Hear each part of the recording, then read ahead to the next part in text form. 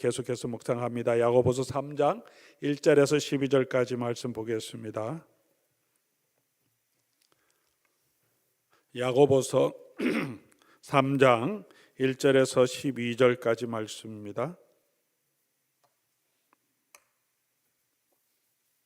교독해서 우리 묵상하는 마음으로 한 절씩 하나님 말씀 받들었습니다. 야고보서 3장 신약성경 373쪽입니다.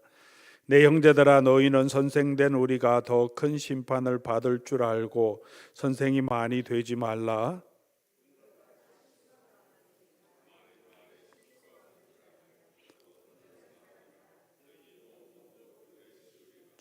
우리가 말들의 입에 재갈 물리는 것은 우리에게 순종하게 하려고 그 온 몸을 제어하는 것이라.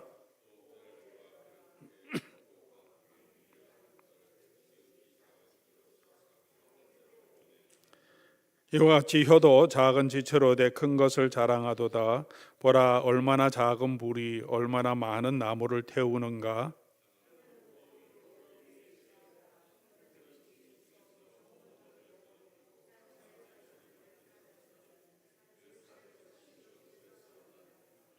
여러 종류의 짐승과 새와 벌레와 바다의 생물은 다 사람이 길들일 수 있고 길들여 왔거니와,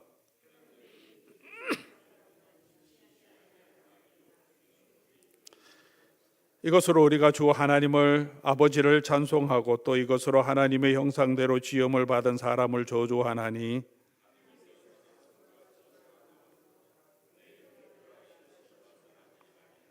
샘이 한 구멍을 어찌 단물과 선물을 내겠느냐.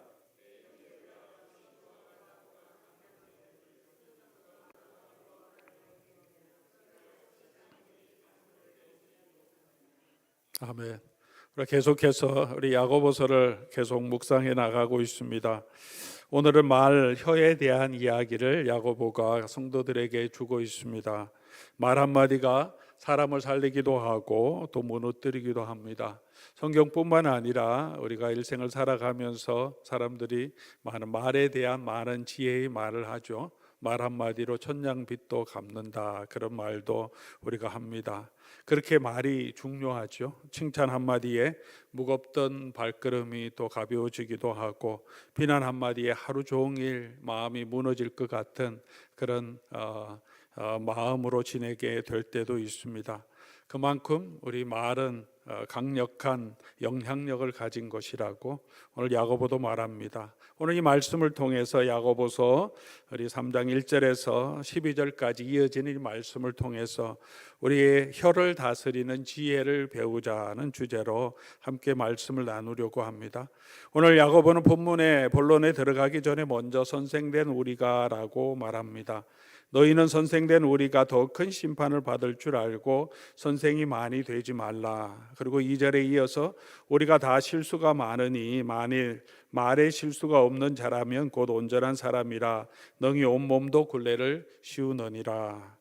그렇게 선생된 우리가 더 심판을 받는다는 것이 그냥 일반적인 이야기가 아니라 2절로 연결해서 보면 선생된 사람이 말을 많이 하기 때문에 말의 실수가 더 많을 수 있다. 그러니 우리가 더 조심해야 된다는 이야기로 이 이야기를 전개해 가는 것을 볼 수 있습니다.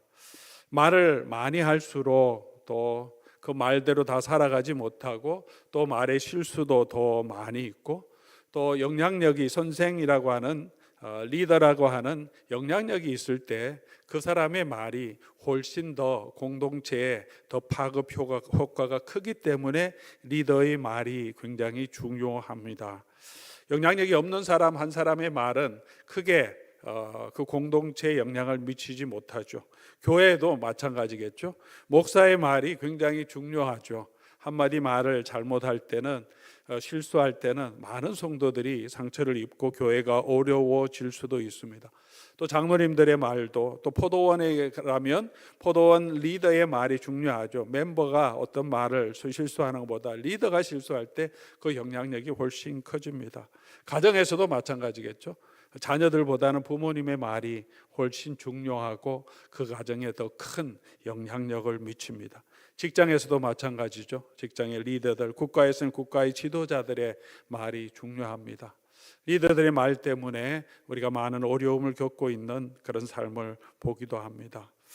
1절의 또 다른 의미는 이렇게도 표현할 수도 있습니다. 선생된 우리가 더 큰 심판을 받으니까 말을 조심하라. 실제로 리더들, 야고보도 리더고 또 리더들에게 말을 조심하자, 우리 교회 리더들이 이런 말에 실수하지 않도록 조심하자, 그런 의미도 포함되어 있겠지만 또 조금 더 생각해 보면 선생이라고 하는 우리들이 말을 조심해야 된다. 실제적으로 선생일 수 있지만 그렇지 않더라도 너희가 선생이라고 스스로 생각하고 다른 사람에게 뭔가 조언을 해주고 내가 다른 사람 당신보다 더 아니까 이렇게 해야 된다, 그렇게 여러분의 선생의 위치로, 그런 스스로 선생이라고 생각하는 위치에 있다면 우리가 말을 조심하고 또 실수하지 않도록 해야 한다고 또 적용할 수도 있을 것입니다. 우리가 더 잘한다고 할 때 남에게 말을 해 주려고 하죠. 이건 이렇게 돼야 된다. 조언도 하고 때로는 책망도 하고, 아이들 같은 경우에는 우리가 아이들에게는 잔소리도 하고, 내가 더 안다고 생각하기 때문에 하는 거죠. 내가 모른다고 생각하면 절대로 그렇게 말은 하지 않는데, 이건 이렇게 돼야 된다고 생각하는데 그렇게 되지 않고, 부족한 것이 보일 때 야 이건 이렇게 해야 돼, 그렇게 잔소리가 심하게 됩니다. 요즘은 이제 나이가 든 사람이 젊은 사람이 얘기하면 이제 꼰대라고 얘기하는 그런 부분도 있습니다. 쓸데없는 자기 생각을 가지고 남에게 강요하고 잔소리하는 그런 상사들, 그런 윗사람들의 말을, 나이 든 사람의 말을 그렇게 표현하기도 합니다. 우리가 더 잘안다고 할 때, 그러나 그런 말을 할 때 우리가 조심하라고 말합니다. 왜 그러냐? 야고보가 이어가며 설명하는 것은 우리가 본문을 통해서도 보지만 이 말, 혀가 가지고 있는 영향력이 굉장하다, 그렇기 때문에 그렇습니다. 영향력이 굉장하고 또 잘못할 때는 그 파괴력도 굉장하다. 불에도 비유하고 또 배에도 비유하면서 혀는 불이요 불의의 세계라. 혀는 우리 지체 중에 온몸을 더럽히고 삶의 수레바퀴를 불사르나니. 부부관계도 우리가 서로 말 때문에 싸우고 결국은 그 말 때문에 상처를 입어서 이혼까지 가는 경우도 많이 있지 않습니까? 우리 직장에서도 말 때문에, 교회에서도 말 때문에 상처를 받죠. 주로 말 때문에 상처받지 실제로 치고받고 해서 상처를 받는 경우는 많이 없습니다. 말이 참 중요하죠. 말 실수를 하지 않는 사람은 오늘 2절의 말씀 보니까 온전한 사람이라 그렇게 말하기도 합니다. 여러분 어떻습니까? 여러분 말에 실수가 없는 분들입니까? 저도 말에 실수가 참 많은 사람입니다. 오늘 이 말씀이 저와 여러분 모두에게 좋은 또 지혜를 다시 한번 생각하는 시간이 되면 좋겠습니다. 말은 3절에 보니까 말을 조종할 때 재갈 먹여서 조종할 수 있었디, 그렇게 사람을 조종하고, 4절에 보면 배의 키에 비교해서 풍랑이 있어도 이 작은 키 하나로 배를 조절하듯이 말은 그렇게 파워풀한 영향력이 있다. 혀가 작지만 이 혀를 통해서 사람, 우리 자신도 컨트롤 되지만 다른 사람의 삶에도 그런 영향력을 미칠 수 있습니다. 비난과 짜증, 불평의 말은 가정을 무너뜨리기도 하고 관계를 어렵게 만들기도 합니다. 긍정적인 말, 덕을 세우는 말은 어려운 관계도 풀어주고 우리가 낙심한 마음도 다시 소망을 주고 격려를 얻고 힘을 얻게 하는 그런 말의 힘이 있습니다.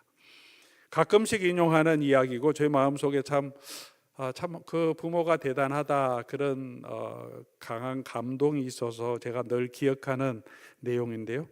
아주 오래전 이야기입니다. TV의 어떤 예능 프로그램에서 서로 이렇게 자기가 있었던 과거 이야기를 한 여자 가수가 얘기하는, 이름을 소개하긴 그렇지만 그런 이야기를 들으면서 참 그 아버지가 대단하다, 그런 생각을 하게 됐는데요. 옛날에 소위 무슨 양의 비디오, 그래서 여성 배우나 여성 가수들의 그 성관계하는 장면이 막 유포되고 그것으로 사회적인 무리가 되는 그런 적이 있었습니다. 이 가수도 굉장히 잘 나가고 유명했던 가수인데 갑자기 그런 비디오가 유출이 되면서 사회적으로 엄청난 큰 파장이 있었습니다. 한참 인기를 얻을 때인데 이 당시에는 지금보다 훨씬 더 이런 일들이 많이 없을 때라서 자기 인생의 커리어가 다 무너지는 거죠. 그리고 얼마나 여성으로 부끄럽습니까? 모든 사람들이 그 동영상을 다 보고 그렇게 알려진 상황인데, 그래서 어디 나가지도 못하고 몇 주 동안 뭐 잠적해 있다, 뉴스는 그렇게 나오고, 그렇게 호텔에 자기가 얘기하는데 호텔에 들어가서 밖에 음식 먹으러도 못 나가고 그렇게 갇혀 있다가 결국은 이제 기자회견을 정하고 나와서 뭐 온 연예 기자들이 다 와서 사진을 찍어대는데 그 사람들 앞에서 잘못했다고 이게 기자회견을 하고 그러면서 사퇴하고 방송도 접고 자기 인생이 어떻게 될지 모르는 그런 상황에서 이제 그 몇 주를 지난 다음에 처음으로 자기 집에 돌아가서 이제 돌아갈 때 아빠를 만났는데 아빠가 공무원이었는데 아버지가 딸이 이런 큰 사건에 휘말리니까 부끄럽고 미안하고 그래서 공무원도 퇴직을 해서 사퇴를 하고 우리 집에 와 있는 상황이죠. 자기가 돌아갔더니 처음으로 그 일을 끝나고 이 딸이 집에 돌아갔는데 아버지의 마음이 얼마나 속상하겠습니까? 딸의 그런 모습들이 다 사람들이 다 알게 되고 비난을 받고 있는데 엄청나게 야단 맞을 줄 알았는데 들어가니까 아버지가 이 딸을 보고 달려와서는 이렇게 안아주면서 이 말을 했다는 거죠. 얼마나 힘들었냐. 그렇게 안아준 것 때문에 자기가 살 수 있었다고.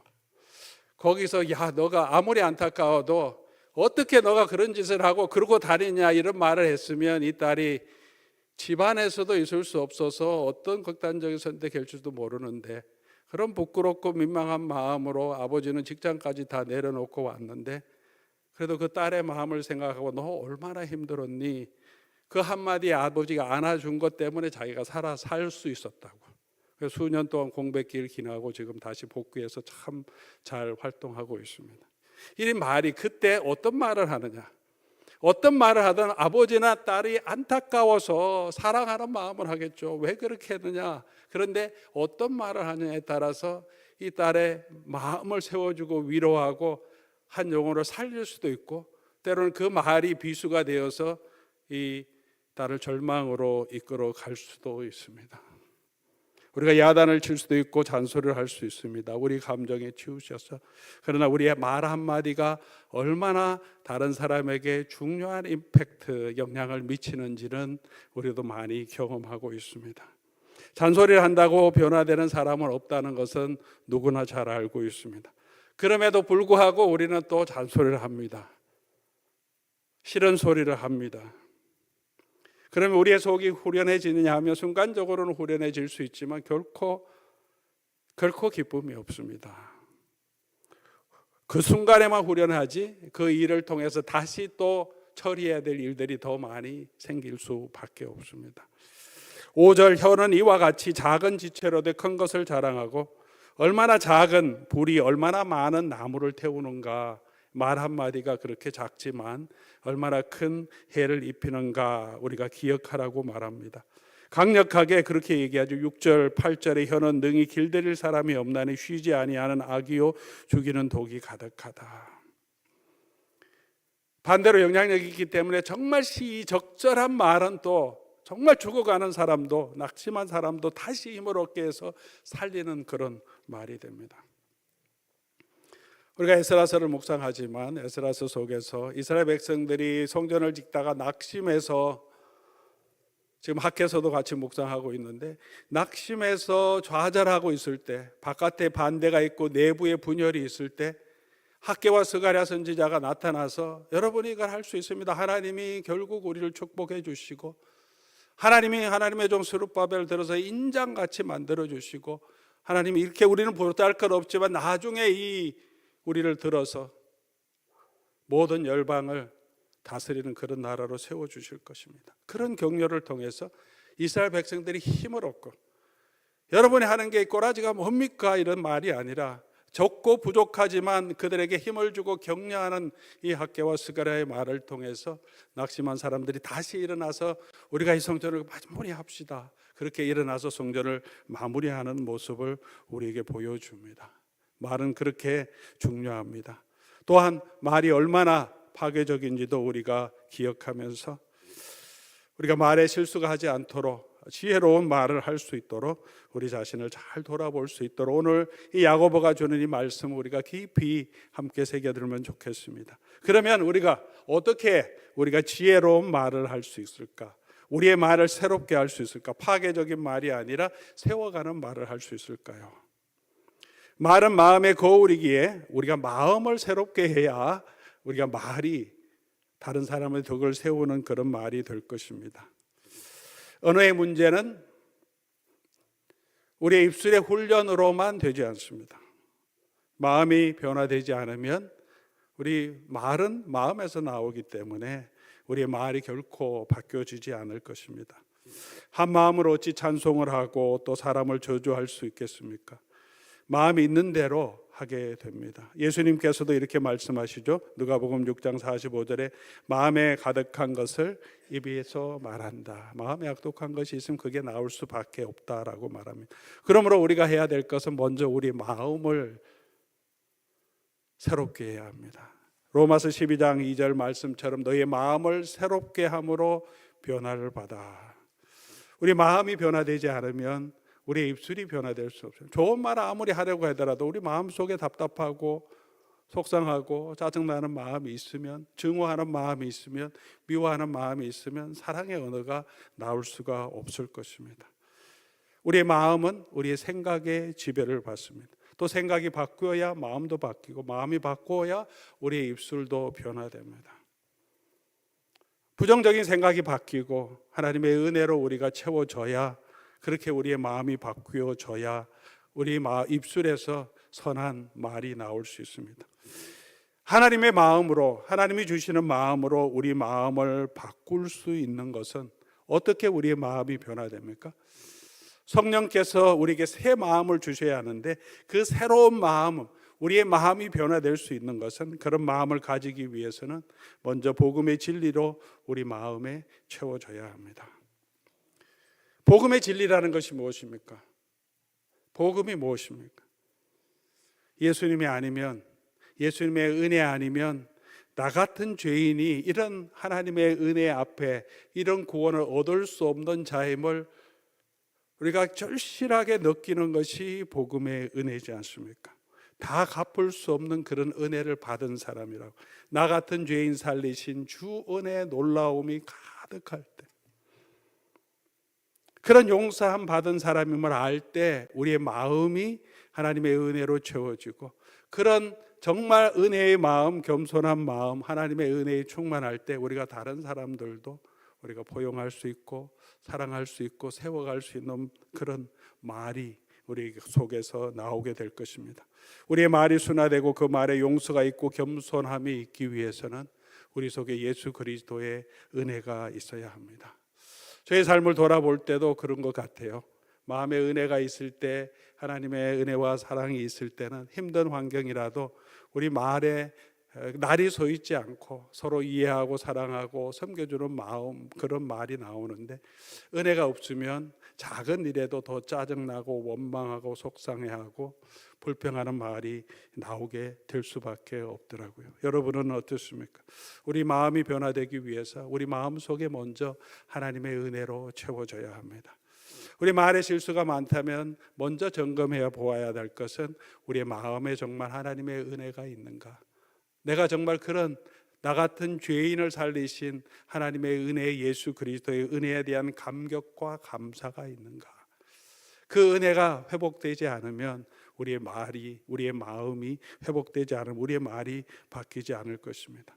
그렇지 않다면 우리가 스스로 나는 이 정도로 알고 있는데 이 사람들은, 저 사람은 저렇게 못해, 우리 아내는, 남편은 이렇게 안 돼, 우리 아이는 내 기대에 못 미쳐, 그런 마음만 있다면, 우리가 마음이 선생된 마음이 있다면 우리의 말에서는 결코 선한 말이 나오기 힘들 것입니다. 바리새인들의 마음이 그런 마음이었음을 예수님이 책망하십니다. 자기들은 의로운데 이 의롭지 못한 사람들, 이 부정한 사람들이 너무 많고, 율법을 지키지 않는 사람이 너무 많고, 할례받지 못한 것 같은 이런 사람들이 너무 많아서 우리가 하나님의 구원을 누릴 수 없다. 그러면서 다니면서 그런 사람을 평가하고 비난하고 너네는 안 된다고 얘기하고 자기들의 의를 자랑하며 사람 앞에 서 있을 때 예수님께서는 그 사람들을 향해서 자기가 천국에 들어가지도 않고 천국 문에서 많은 사람들을 못 들어가게 하는 그런 일을 하고 있다고 책망하십니다. 그 마음에 은혜가 없는 거죠. 이들은 기도할 때 하나님 앞에 서서 나는 이것도 하고 저것도 하고 이렇게 했습니다. 하나님, 나는 이런 사람입니다. 그렇게 기도하고 하나님의 은혜를 구하는데, 예수님은 오히려 우리의 마음이 세리와 같이 하나님 앞에 가까이 못 가서 갈 수도 없는 자임을 알고 나는 죄인입니다, 나를 불쌍히 여기소서, 그런 마음, 그런 우리가 모두가 하나님 앞에 죄인임을 알고 하나님의 은혜 없이는 쓸 수 없는 자임을 알 때 그 사람이 의롭다함을 받게 된다라고 말하고 있습니다. 내가 믿음이 있다고 하는데 우리 입술에 말이, 덕을 세우는 말이 나오지 않는다면, 내 말에 부정적인 말, 불평의 말, 원망의 말이 계속된다면 우리 자신의 마음을 다시 한번 돌아보아야 할 것입니다. 말씀과 함께 우리 마음속에 찬양이 있을 때 우리의 마음이 변화될 것입니다. 우리 입술에 찬송이 있을 때 저주의 말이 줄어들게 되고, 찬송이 있을 때 우리의 마음속에 감사와 기쁨으로 채워지게 될 것입니다. 하나님을 의지하면 하나님께서 우리의 마음속에, 우리의 입술에, 우리의 속에 찬양을 주시고 하나님의 은혜로 채워지게 될 것입니다. 우리 말이 변하기 위해서 먼저 우리 마음이 변화될 수 있도록 복음의 은혜로 우리를 채우고 찬송으로 우리 자신을 채워서 그 은혜로 충만한 저와 여러분이 될 수 있기를 바랍니다. 또 우리가 지혜롭게 말하기 위해서 이런 은혜로 채운 것과 함께 야고보도 얘기하죠. 듣기는 속히 하고 말하기는 더디하라. 우리가 지혜롭게 말하기 위해서는 말하기 전에 조금 멈추고 생각해 보는 시간이 필요합니다. 듣기는 속히 하지만 말하기는 조금, 입에 생각난다고, 마음에 들어온다고 바로 말하지 말고 조금 더 생각하면서 2초나 3초만 조금 이 말을 해서 덕이 될 것인가를 조금 더 생각한다면, 그런 절제하는 마음이 있다면 우리의 말이 훨씬 남을 상처를 주기보다 더 세우는 말로 바꿔 갈 수 있을 것입니다. 그리고 그렇게 하며 우리가 덕을 세우는 말, 선한 말을 해야 한다고 말합니다. 야고보뿐만 아니라 사도 바울도 에베소서에서 우리가 하나님 앞에서, 하나님 우리를 구원해 주신 목적은 예수 그리스도의 장성한 분량이 충만한 데까지 이르는 것, 그것이 우리 개인적인 우리 성도의 삶의 목적이라는 거죠. 교회와 성도가 이렇게 하나님 앞에서 예배하고 이렇게 성경 공부도 하고 기도도 하는, 신앙생활하는 이유는 우리가 교회를 크게 성장해서 어떤 영광을 누리는 것이 아니라 우리 한 사람 한 사람이 우리가 예수 그리스도의 장성한 분량이 충만한 데까지 이르는 거죠. 그 주님을 닮아가는 게 우리 인생의 목적이에요. 그 일을 위해서 성경 공부도 하고 기도도 하고 함께 모여서 예배가 필요한 것입니다. 이 일을 통해서 우리가 예수님의 장성한 분량이 충만하게 되어야 되는데, 그렇게 하기 위해서 참된 것을 하여, 그렇게 사도 바울은 말하는 참된 것을 하여 그리스도의 장성한 분량이 충만한 데까지 이르라. 그러면서 4장 5장에 사도 바울이 이렇게 살아야 됩니다, 옛사람은 벗어버리고 새사람을 입어야 할 때 가장 많이 강조하는 것이 우리의 말에 대한 것입니다. 여러 가지 다른 행위도 있지만, 음행도 버리고 거짓도 버려야 되지만 무엇보다도 말을 바로 해야 합니다. 에베소서 4장 29절 말씀이죠. 더러운 말은 너희 입 밖에도 내지 말고 오직 덕을 세우는 데 소용이 되는 대로 선한 말을 하여 듣는 자들에게 은혜를 끼치라. 그 외에도 여러 가지 계속 권면이 있지만 이 구절이 모든 다른 권면들을 요약하고 있습니다. 우리가 어떤 말을 해야 하냐, 덕을 세우는 데 소용이 되는 선한 말을 하고 은혜를 끼치라. 우리의 마음을 새롭게 하고 선하게 채우고 또 말하기 전에 조금 더 생각해 보고, 그리고 말할 때는 그 말의 목적이 그냥 내 하고 싶은 얘기를 다 하는 게 아니라 말했을 때 그 사람과 공동체를 세우는 말이냐, 선한 말이냐, 덕이 되고 유익이 되는 말이냐, 이것을 생각해 보고 은혜를 끼치게 하라. 아마 이렇게만 생각한다면 우리가 많이 우리 말의 실수를 줄이고 우리 말을 통해서 사람을 세워갈 수 있을 것입니다.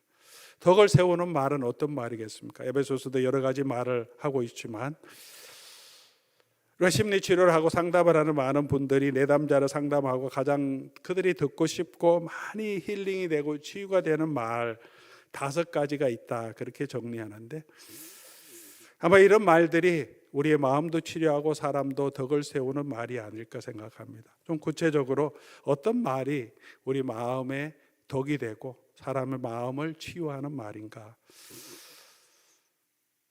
상담 전문가들이 다 조사해보고 같이 경험한 내용인데, 첫 번째로는 괜찮아라는 말이라는 거예요. 괜찮다. 우리가 보통은 뭐뭘 해야 네가 내 딸이고 뭐뭘 해야 좋은 목사, 좋은 장로고 이런 말을 많이 듣죠. 장로가 이런 거 목사가 이렇게 못하냐.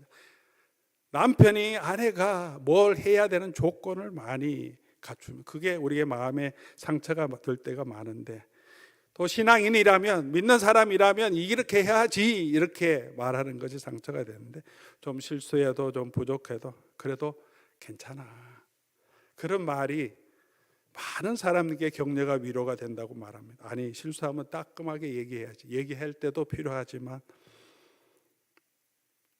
괜찮아 해준다고 그 사람이 더 게을러지거나 책임감이 없어진다고 말은 우리 심리 상담하는 분이 얘기하지 않습니다. 그런 말로 위로를 얻을 때 그 사람이 훨씬 자긍심을 가지고 훨씬 더 책임감을 가지고 삶이 훨씬 변하지, 오히려 지적받고 비난받는 사람이 자긍심을 가지고 삶이 더 변하지 않는다고 얘기합니다. 괜찮아, 애들이 좀 부족해도 그래도 괜찮아, 또 다음에 잘하면 되지, 괜찮아. 아까 소개해드린 그 딸과 아버지 얘기처럼 딸이 그런 부끄러운 일을 당해도 얼마나 힘들었니, 그렇게 안아주는 것처럼 우리의 말이 그렇게 다른 사람에게 격려하고 위로하는 말, 괜찮아 말이 많이 위로가 되는 줄 믿습니다. 두 번째 말은 미안해라는 말이라고 합니다. 자신의 마음에 상처를 준 사람의 솔직한 사과, 우리의 마음의 힐링이 됩니다. 상처를 받은 사람이 변명이 아니라 원하는 것은 그냥 미안하다고 하는 말 한마디죠. 뭐 교회 생활도 그렇고 부부관계도 그렇고 크게 원하는 건 아닌데 우리가 그 말을 잘 하지 못할 때가 많습니다. 이러저런 여러 이유에 있어서 그냥 미안해 그렇게 한마디만 하면 사실은 좀 실수한 것도 마음에 상처를 준 것도 다 해결되는데, 그 얘기 한마디를 우리 자존심 때문에 또는 부끄러움 때문에 하고 싶지만 또 하지 못하는 그 일 때문에 우리가 상처가 더 골마갈 때가 얼마나 많은지 모릅니다. 우리들의 자녀들에게 또는 우리 부모들에게 또는 배우자들에게 또 우리 주변에 있는 우리 성도들에게 혹시 우리가 잘못했다면 아이고 미안하다, 미안합니다, 이런 말이 우리 마음을 세워주는 또 치유해주는 좋은 덕을 세우는 말이라고 우리 상담자들은 말하며, 또 한 가지는 고맙다는 말이죠. 고맙다.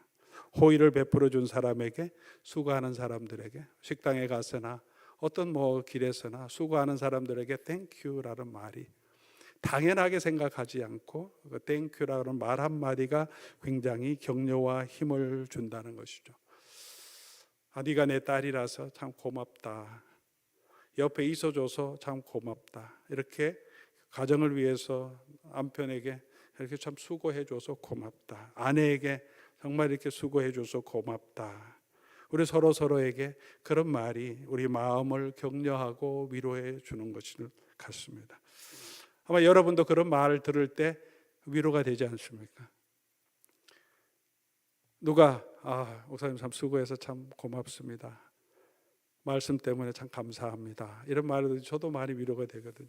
여러분도 마찬가지일 겁니다. 수고해서 음식을 만들었는데 성도들이 먹으면서 이게 짜다, 뭐 싱겁다 이런 말하면 뭐 일을 한 사람이 얼마나 속상합니까?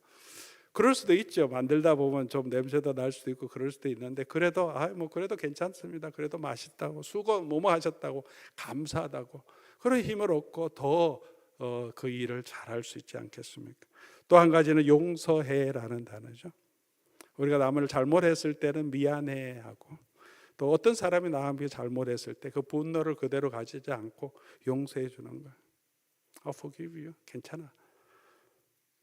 그 말이 잘못한 사람들에게 얼마나 큰 또 위로가 위안이 되는지 용서해 준다고 얘기할 때 용서하지 못해서 그냥 분노와 증오를 가지고 쳐다볼 때마다 그 사람이 나를 용서 못해서 그냥 뭐 외면하고 자꾸 가는 걸 보면 그 사람도 힘들고 그렇게 한 본인도 얼마나 힘듭니까? 용서해 주는 거. 괜찮아 이제. forgive you. 그 말이 우리를 또 많이 위로해 주고 맨 마지막으로 이 심리 상담학자들이 얘기하는 거는 우리를 세워주는 말은 사랑해라는 말이라고 합니다. 너무나 심플한 말이긴 한데 너무나 많이 우리가 알고 있는 말이긴 한데 이 말을 표현하는 것들이 우리에게 많은 힐링이 된다고 말합니다. 소중한 사람들에게 사랑해라고 뭐 다 알면서 이게 아니라 그냥 사랑해라고 말을 진심 말 한마디 해주는 것도 우리 자녀들에게 부모님들에게 또 배우자들에게 우리 교우들에게 서로 참 사랑합니다 이렇게 말해주는 것도 우리의 마음을 많이 위로하고 덕을 세워주는 말이라고 합니다. 감사의 계절입니다. 오늘 우리 감사하는 한 해를 돌아보면서 우리에게 도움을 준 사람들에게 또 그렇게 사랑을 표현하고 고마움을 표현하면 좋겠습니다. 또 우리 가족들에게 혹시 지난 한 해 동안 또 최근에 잘못한 것이 있다면 미안해라고 말도 하고 우리에게 잘못한 사람이 있어서 용서 못한 사람이 있으면 그 사람에게 직접 하든 또는 하나님 앞에서 내가 그 사람을 용서해 주는 선포를 하든 그런 말을 통하여서 우리 자신뿐만 아니라 우리 주변을 더 세워가는 저와 여러분 되면 좋겠습니다. 성령께서 우리의 마음을 새롭게 하실 때 우리도 복을 받고 우리 주변과 우리 공동체도 하나님의 은혜와 축복을 함께 누리는 공동체가 될 것이라고 생각합니다. 우리의 말이 생명을 주는 말, 사람을 세우는 말, 공동체를 세우는 말, 은혜를 드러내는 그런 복된 말이 될 수 있기를 주의 이름으로 간절히 소원합니다. 이것은 쉽지 않다라고 야고보는 말합니다. 이게 제어하는 게 참 쉽지 않다. 그렇기 때문에 오늘도 저와 여러분이 주 예수 그리스도의 은혜와 성령의 은혜를 구해야 되죠. 하나님 나가 부족합니다. 주의 은혜 아니면 내가 이것도 할 수 없으니 다시 주의 은혜로 우리를 채워주시옵소서. 그렇게 간구하며 나갈 때 주께서 우리에게 은혜를 주시고 우리의 마음을 부드럽게 해주시고 우리가 이런 덕을 세우는 말로 사람을 세우는 귀한 은혜의 도구로 하나님이 저와 여러분을 한꺼번에 다 변하지는 않겠지만 그래도 조금 변하게 하실 겁니다. 특별히 소개해드린 이 5가지 이 사람을 세운다고 하는 이 언어들을 기억하면서 우리가 함께 실천해 보며 그리스도의 사랑으로 서로를 격려하는 귀한 우리 가정, 교회 또 그런 공동체가 되기를 주의 이름으로 간절히 소원합니다.